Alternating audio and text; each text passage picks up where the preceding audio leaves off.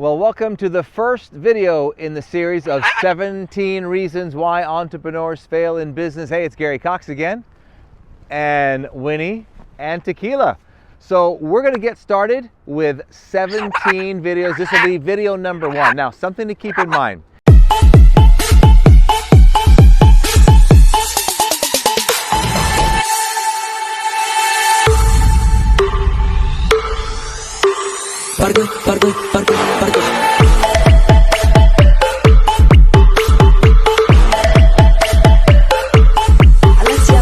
There is no possible way you're going to be able to master all 17 of these things. Your job is to work as hard as you can to really extend and work towards excellence, to really hitting your very best at each one of these. At the end of each video, I'm going to ask you on a scale of 1 to 10, 10 being the highest, how are you doing?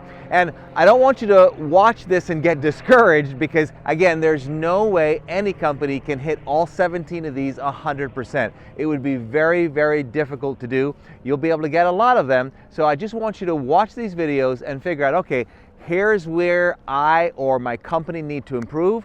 Maybe have a meeting with some of your team. If you're a solo entrepreneur, then have a meeting with yourself, and then see what you can do to constantly improve. All right, so let's get started with video number 1.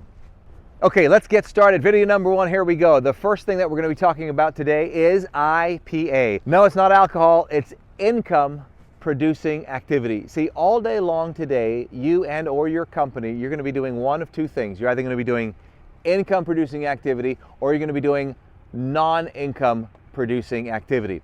Unfortunately, here's what happens. If you are a solo entrepreneur, or you only have maybe 2 or 3 people in your company, it is very easy to get very focused or misdirected or distracted putting out fires, doing non-income producing activity.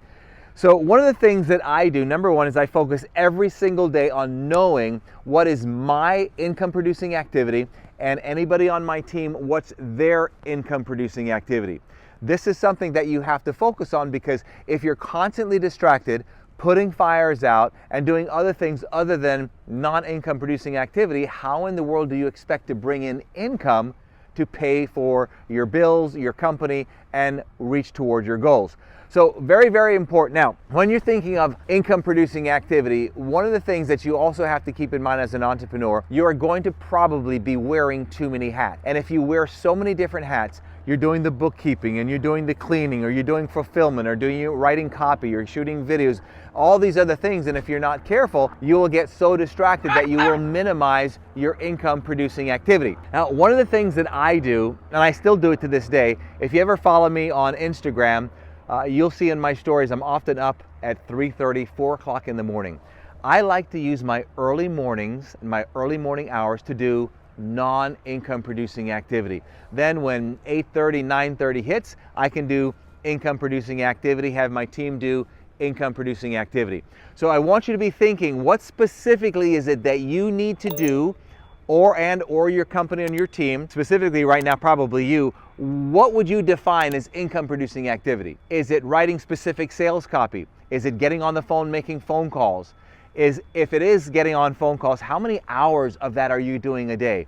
And what happens is also, if you're not careful, it's so easy to get distracted using non-income producing activities as an excuse to not do income producing activities, even though the income producing activities are so important, but many times they're a lot harder, and that's why we often use excuses and get distracted. So on a scale of 1 to 10, 10 being the highest, how well are you focusing on income producing activities?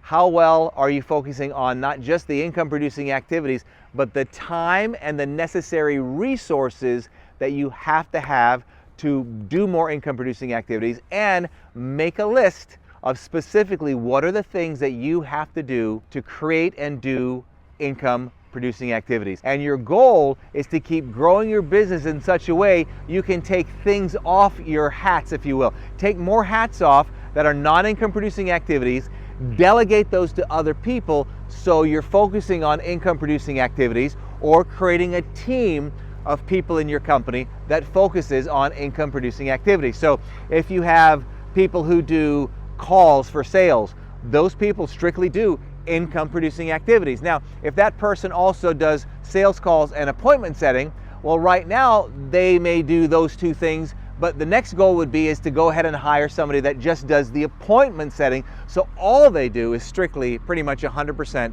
income producing activity. All right, I hope you've enjoyed this. We've got number 2 video coming up next. I think you'll enjoy that.